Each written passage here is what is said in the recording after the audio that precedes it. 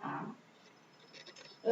Também aconteceu isso com as aberturas são todas de madeira, também são todas tiradas, lixadas, repintadas, restauradas na medida do possível, porque é uma madeira muito antiga, já recebeu muitas camadas de tinta, muitas, e aquilo vai engrossando, porque talvez nunca tenha tido recursos para fazer, assim, tipo, lixar tudo, deixar novinha e pintar. Sempre a tinta foi sendo colocada por cima.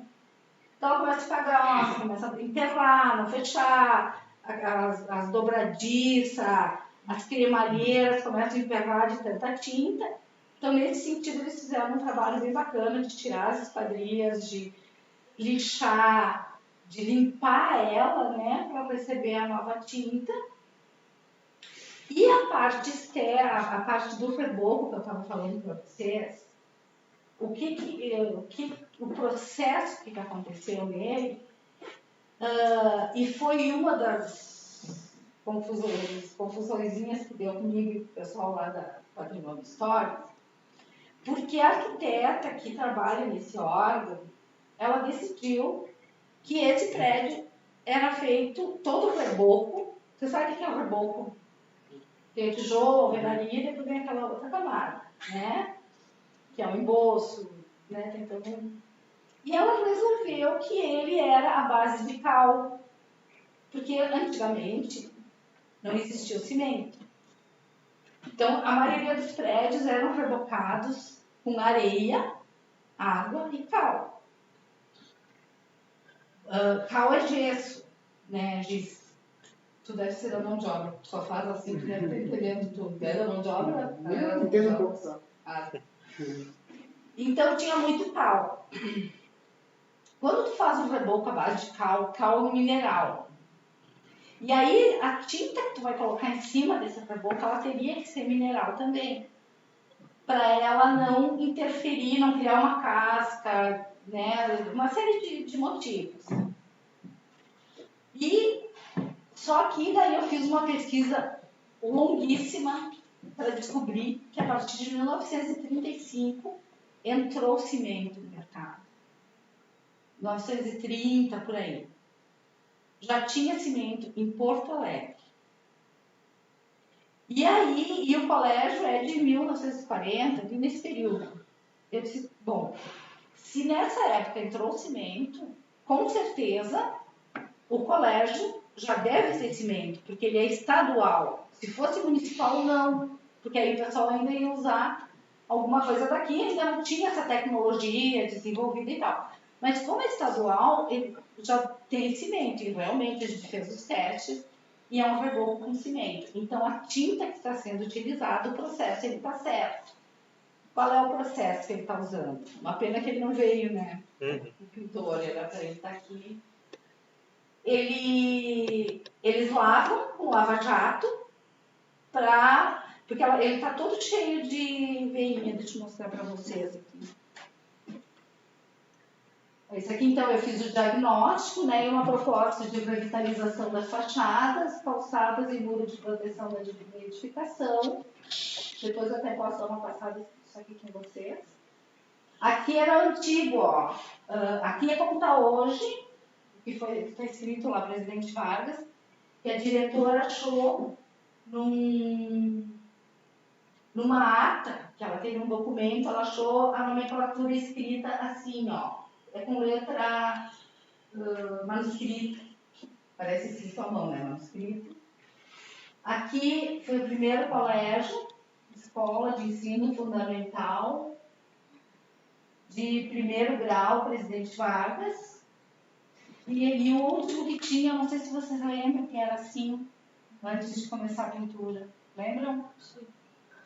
A gente que é mais antigo conhece, porque né, o colégio marca muito a cidade, né? O colégio é super importante.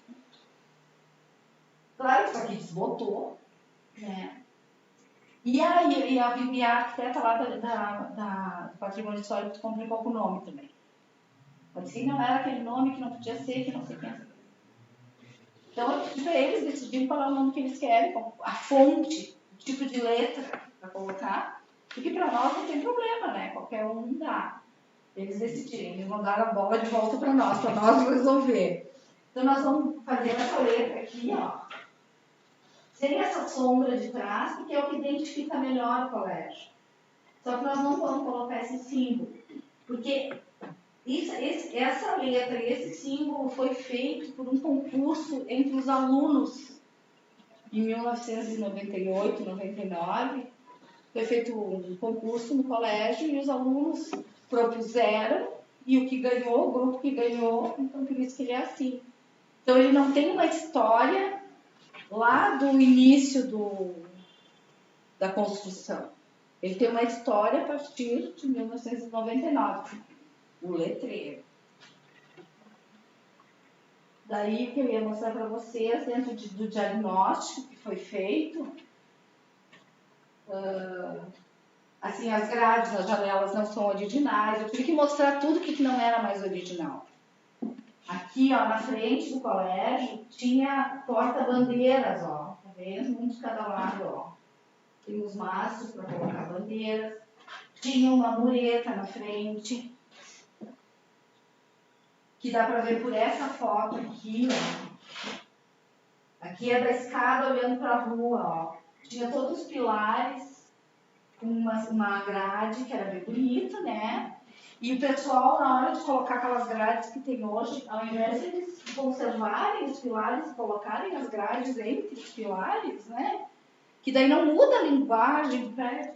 Não, derrubar tudo. Mas isso aí a gente não tem nem como condenar, porque cada época, né, é uma época. Agora que tem um órgão que controla isso. As colunas, né, que já tinha esse detalhe. Aqui são fotos antigas, ó, a turma de 1991, e ali deve ser um pouco antes, fotos dos alunos aqui, e aí dá para ver a cor do prédio, ó, mais antigo. Aqui em 1998, 99, né, que então foi quando ele ficou azul. Aqui a turma ganhou a questão do letreiro, que eu estava falando para vocês. Tinha as agendas na época. Tá? Hoje a gente usa o celular, né, de agenda, a gente tem outras formas, mas os colégios, cada um tinha a sua agenda. Então, tu mandava bilhete para os pais mandavam bilhete, tu anotava o que precisava, enfim, tinha uma caderneta, né? E ali tinha o símbolo, então, que tem a ver com o que foi feito no colégio. Esse letreiro é bem bacana também, ele tem a ver com o prédio, mas eu acho que ele não aparece, ele fica muito apagado, como esse que está ali agora, tu não enxerga, tu tem que chegar muito perto para identificar. Por isso que talvez a gente opte pela letra maior, isso ainda não está decidido, tá? Está mais ou menos falado, mas não está decidido. Aqui tem outras alterações. O telhado foi trocado, era de telha de barro, aí passou a ser de zinco, uma luz zinc, alguma coisa assim, né, as grades. Aqui começam, aqui também são alterações, troca do telhado, janela da fachada lateral. E aí então foi feito o diagnóstico do momento atual, de como é que ele está. Então, no diagnóstico, a gente começou a detectar o estado da edificação, o estado da fachada de todo esse reboco, tá?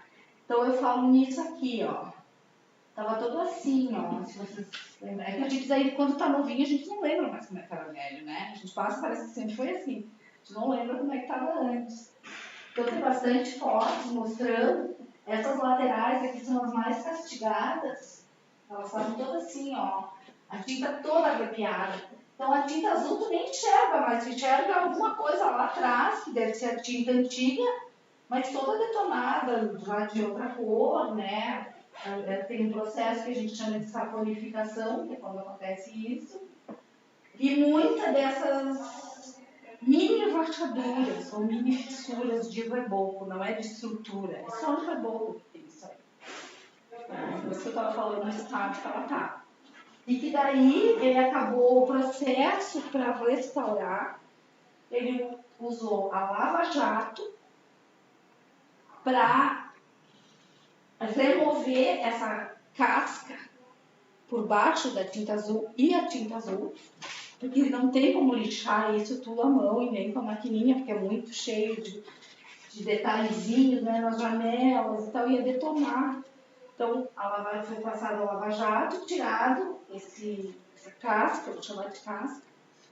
Daí eles passaram um produto que se chama renovador de paredes, que é o tipo de uma massa corrida. Alguém aqui conhece massa corrida? É uma massa bem fininha, né? A gente passa para tapar buracos. Essa aí é uma outra massa mais forte, aonde ela cria uma película e deixa o que existe isolado, bem isoladinho. Aí eles pegam a massa, a argamassa pronta de cimento, areia, cimento, mistura lá com água, um pouquinho de areia, e aí eles passam em cima e tapam todos esses buraquinhos aqui, que já está isolada essa camada. Aí tapa todos esses buracos. Quando está seco, passa de novo esse fundo preparador de paredes. E aí aí começa a dar tinta. E é uma tinta emborrachada, de alta tecnologia, é o que tem de melhor no mercado hoje, para fachadas que pegam muito sol, muita chuva. Porque a tinta emborrachada, ela movimenta. Ela não é rígida, que daí quando recebe... Por exemplo, aqui em Caxias a gente tem temperaturas que nem a semana passada. A gente teve lá durante a semana 27, 28 graus. Quando foi no sábado, eu acho que caiu para 3, 4 graus. Essa diferença de temperatura é muito brusca. E isso faz com que os terraços, todo o material ele movimenta, né? Aí racha, aí acontece tudo. E a tinta emborrachada, ela movimenta junto. Pelo menos ela dura muito mais tempo, né? Já que vai gastar com mão de obra, então bota um material bom, que é para ser durável. Não é para ser uma coisa que daqui a 5 anos tem que pintar de novo. Não, tem que durar mais de 50 anos, tá? Se for o caso. Claro que não vai durar 50 anos, mas pelo menos 20 anos tem uma garantia ali da tinta. E era isso. E aí eles tiveram, não sei se vocês chegaram a observar, mas para arrumar essas partes aqui, ó, das janelas, eles tiveram que fazer tudo à mão. Tipo esculpir. Pegar o cimento lá, ir lá, ajeitar, passar a desempenadeira, refazer. Porque tinha muito canto bicado, trincado e tal. Então eles tentaram fazer o máximo possível para tentar deixar o melhor possível dentro daquilo que é possível, né? Porque se fosse fazer uma coisa nova, por exemplo, se fosse para não segurar o que existe, talvez tivesse que remover todo o reboco, fazer todo o reboco novo para depois pintar. Isso custaria um absurdo de caro. E não vale a pena, né?